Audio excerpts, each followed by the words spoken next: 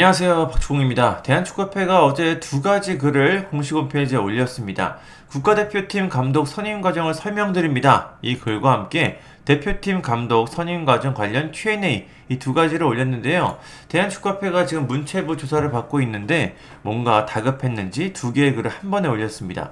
원래 이렇게 뭔가 부정적인 이슈에 빨리 대응을 하는 편인데 이번에는 두 가지 글을 한 번에 올리면서 뭔가 조급함이 느껴졌습니다. 하지만 이렇게 글을 올렸는데 팬들의 반응은 여전히 좋지가 않습니다. 협회가 자신의 무능을 다시 한번 인정한 꼴이 됐기 때문이죠. 도대체 무슨 잘못이 있는지 어떤 내용을 전했는지 한번 살펴보겠습니다. 먼저 국가대표팀 감독 선임 과정을 설명드립니다. 이 글 한번 보겠습니다. 그간의 과정들이 있는데요. 한번 보겠습니다. 7월 8일 대한축구협회는 홍명보 감독을 대표팀 감독으로 내정한 데 이어서 7월 13일 이사회 승인을 받아 최종 확정한 바 있습니다. 이렇게 했고, 여러 비판들이 있는데 협회는 과정과 그 규정들을 준수하고자 했다. 있는 규정을 모두 지켰다. 규정이 없는 상황들 이런 것들은 감독 선임이라는 궁극적인 목표를 차질 없이 이룰 수 있는 것인가에 초점을 맞추고 절차를 진행했다. 아쉬웠던 부분 이런 거 모든 상황을 대비한 규정이 미비했다. 둘째, 전력강화위원 참석위원들에게 사전에 충분한 관련 규정을 설명하지 못하여 위원회의 역할의 한계에 대한 오해를 불러일으켰다는 점입니다. 이건 이제 박주호 위원의 반박을 조금 얘기했던 것 같습니다. 그러면서 이에 대해 반성과 성찰을 통해서 이제 추후에는 오리엔테이션을 철저히 하겠다. 협회에 세심하지 못한 업무 처리로 인해 오해를 불러일으킨 점 사과드린다. 이러면서 심심한 사과의 말씀을 드립니다. 라고 했습니다. 그러면서 1번부터 22번까지 어떤 일들이 있었는지 순서대로 정리했습니다. 한번 살펴보겠습니다. 대부분의 내용들은 저희가 알고 있는 겁니다. 일단 클린스만 감독을 2월 16일에 경질하고 새 감독 선임을 위한 새 전력강화위원회를 구성했습니다. 그리고 2월 20일 전력강화위원을 10명을 선발했죠. 여기서 정혜성 전력강화위원장이 선임이 됐습니다. 여기 이렇게 고정훈, 박성배, 박주호, 송명환, 윤덕엽, 윤정환, 이미연, 이상기, 이영진, 정경준 이렇게까지 10명이 선발이 되었습니다. 그리고 1차 회의가 바로 다음 날에 있었죠. 11명 중에 9명이 참석을 했는데 앞으로 어떻게 할 것이냐. 벤투, 클린스만 때부터 대표팀 내부에 가장 큰 문제로 지적된 선수단 내 화합과 기강에 대해서 내국인 감독 선발하자 이런 게 처음부터 의견이 많이 나왔다고 합니다. 요건 조금 의아한 얘기죠. 외국인 감독의 국내 거주 문제로 인해서 다수가 국내 감독 선임에 대한 선호 의견이 많았다고 합니다. 지금까지 벤투, 클린스만 감독 때 문제들이 있었으니까 이번엔 국내로 가자. 이렇게 했다는 건데 사실 요거부터가 좀 뭔가 저는 잘못됐다고 봅니다.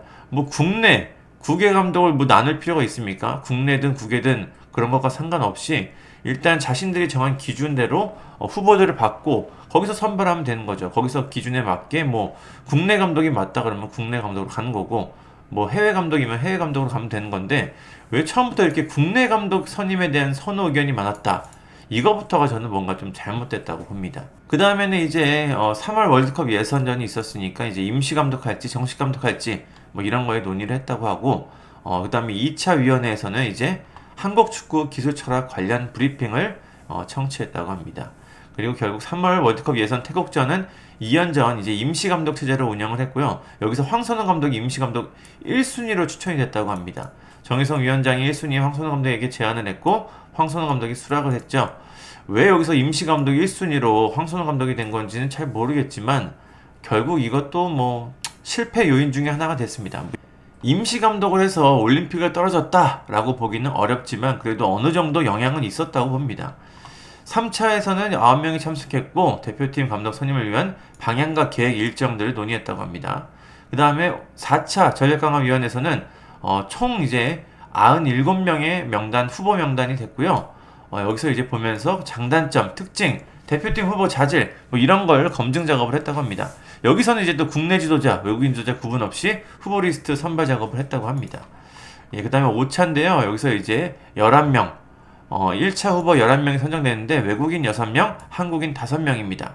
이제 면담을 통해서 어떻게 감독들이 철학을 갖고 있는지 실제 계약 가능성이 있는지 파악한다고 하는데요.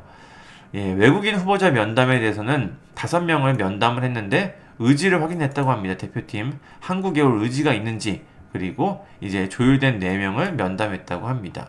그렇게 정한 4명 중에서 1, 2, 3, 4순위 후보자를 선정을 했는데 외국인 3, 4순위는 적임자라는 판단이 들지 않아서 실무 협상 대상에서는 제외했다고 합니다. 그러면 이제 2명이 남은 거겠죠. 그 다음에는 1순위 후보자와 협상을 했는데 국내 거주, 그다음 소득세율 관련해 수차례 협의를 했지만 뭐 표명 연기, 입장 번복을 해서 결국 최종 결렬이 됐다고 합니다. 국내 거주, 연봉 이런 사항은 합의를 했는데 현재 맡고 있는 팀 후보자에게 이제 소속팀과의 계약 종료, 확인서 제출을 요청했으나 약속한 기일 내에 확인서를 보내지 않아서 이제 협상이 결렬됐다고 합니다. 이제 그럼 다시 이제 새로 시작을 해야겠죠.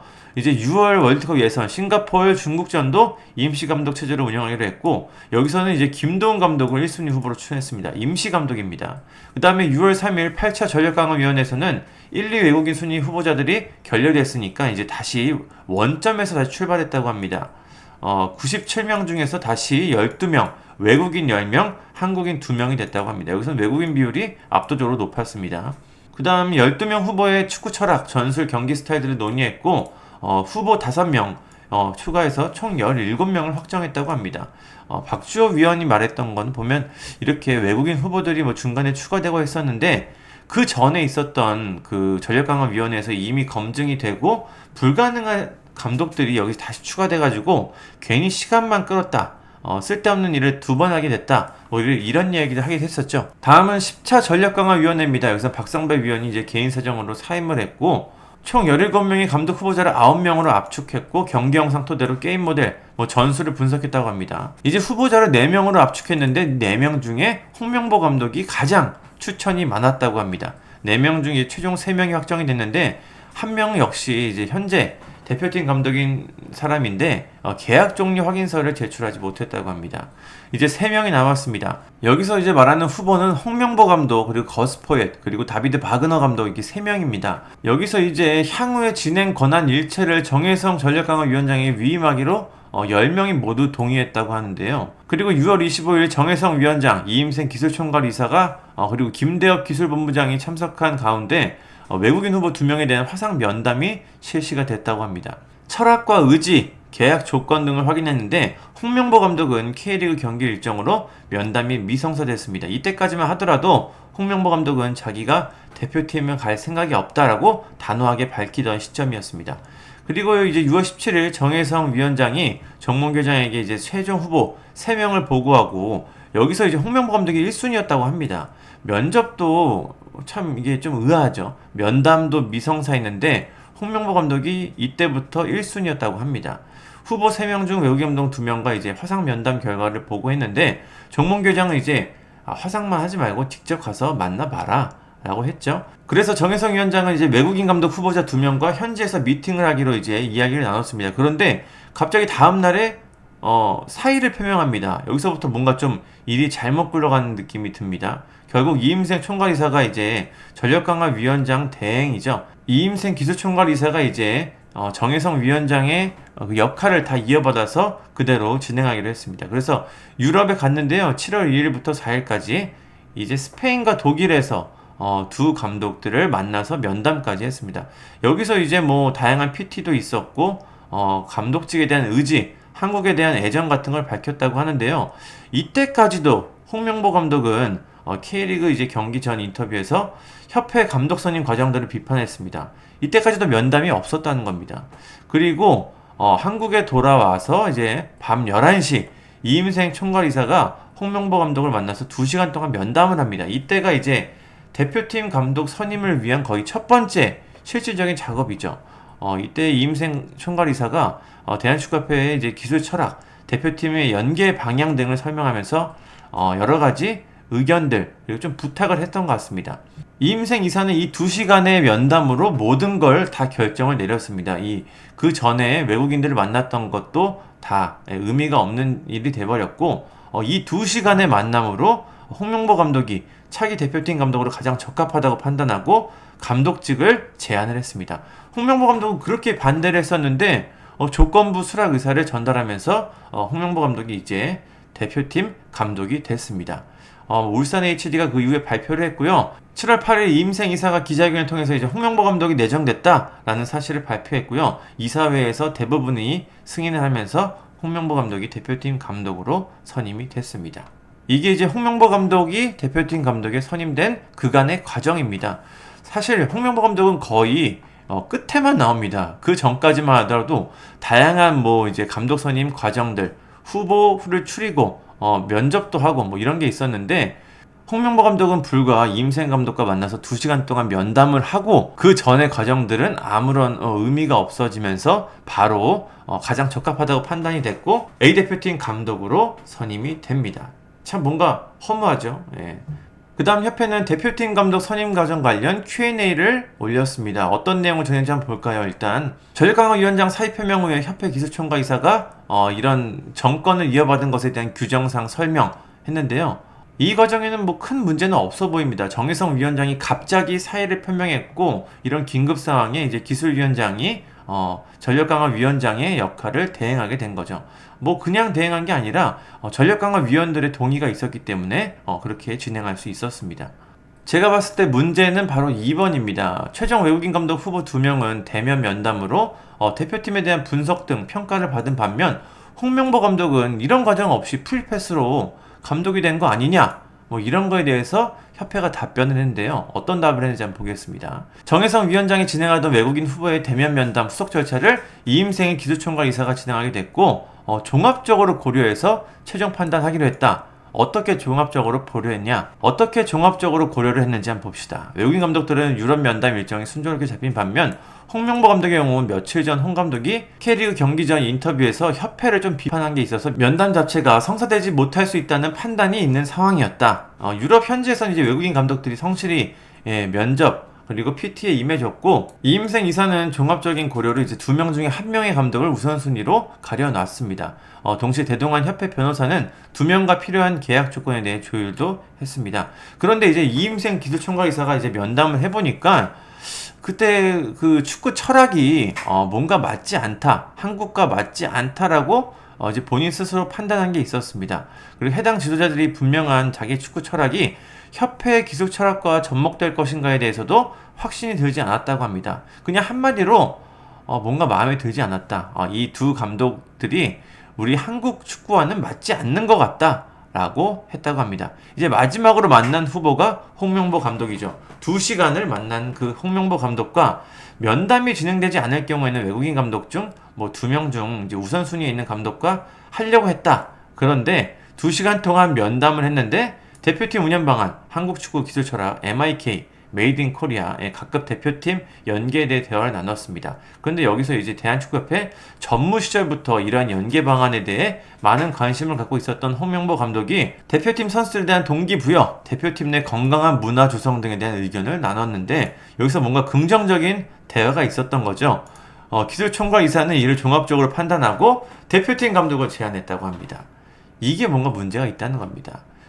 똑같은 절차가 있어야죠. 이런 게 문제라는 겁니다. 똑같은 절차가 있어서 똑같은 판단을 받아야죠. 왜 홍명보 감독은 PT도 하지 않고 이렇게 그냥 2시간 만의 대화를 통해서 감독이 내정되는 걸까요? 협회는 또 이런 얘기를 합니다. 이제 언론 보도 중에서 이제 어떤 감독이 분석 자료를 제시하면서 홍 감독의 면담이 특혜라 이런 주장을 했는데 협회는 이렇게 얘기합니다. 감독이 이제 자료를 잘 준비하면 그 감독과 에이전트가 의욕이 있고 성의가 있다고 볼 수는 있겠지만 그런 것들이 대표팀 감독으로서의 능력과 경쟁력이 있다는 근거는 아닐 것입니다 라고 합니다. 예. 그러니까 열심히 준비한 거는 인정을 하는데 그게 네 능력과 경쟁력이 무슨 근거가 있어 라고 한 거죠. 그러면서 예를 들었습니다. 이제 한 감독은 표지를 포함해서 22페이지의 자료와 대표팀 경기 영상 16개, 다른 감독은 표지를 포함해서 16페이지의 PPT 자료를 제시했다고 합니다. 그럼 홍명보 감독은 무슨 자료를 제시했나요? 왜 이렇게 제시하지 않았냐? 이런 거에 답변도 있습니다. 홍명보 감독을 비롯한 국내 감독의 경우에는 다른 후보들에 비해 PT나 여러 자료를 확인하지 않은 것은 기본적으로 전력강화위원회 1차 회의 때부터 국내 감독들의 플레이 스타일이나 팀을 만들어가는 과정, 축구 철학 경력 등에 대해 대부분 위원들이 너무나 잘 알고 있기 때문입니다. 특히 홍명보 감독의 경우는 올림픽 대표팀 그리고 대표팀 맡은 경력이 있고 최근에 울산을 4년간 맡으면서 K리그 2연패하는 등 울산 HD의 경기를 통해서 확인이 됐다고 합니다.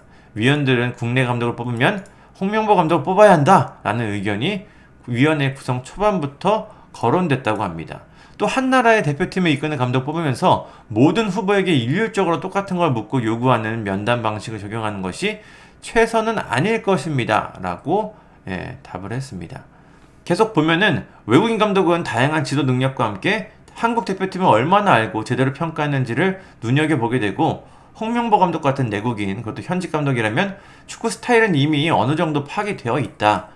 그런데 이제 향후 대표팀 운영에 대한 비전, 한국 축구의 기술 철학과의 접목, 연령별 대표팀과의 연계 부분이 좀 더 확인하고 싶었던 화두다. 뭐 이래서 진행 방식이 달랐다는 겁니다. 예. 이러면서 이제 3명의 장단점이 평가된 것이지 면담 방식에 특혜가 있었던 건 아니다 라고 했습니다. 근데 저는 참 이해가 될 수 없는 게 아무리 봐도 홍명보 감독이 특혜를 받고 있다고 저는 느껴지거든요. 똑같은 과정을 거쳐서 똑같이 평가를 하고 거기서 홍명보 감독이 좋은 평가를 받았으면은 대표팀 감독이 되는 게 맞습니다. 그런데 홍명보 감독에게 그런 절차를 거치지 않은 이유가 이미 잘 알고 있기 때문에 뭐 대부분 위원들이 홍명보 감독을 너무나 잘 알고 있기 때문에 뭐 그런 거 굳이 뭐 PT나 이런 거 안 해도 됩니다. 그냥 뭐 다 내가 알고 있는 감독인데 뭐 이런 식으로 했다는 거 아닙니까?